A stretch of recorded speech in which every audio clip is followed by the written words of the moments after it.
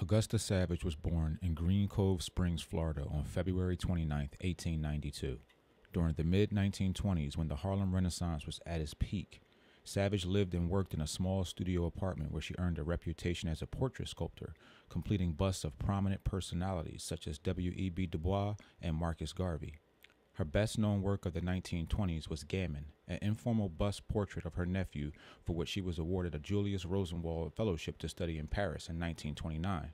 In 1934, she became the first African-American member of the National Association of Women Painters and Sculptors.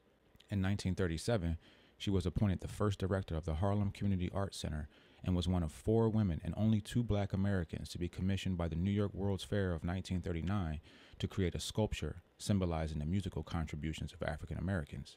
Savage created the harp, inspired by the lyrics of James Weldon Johnson's poem, "Lift Every Voice and Sing."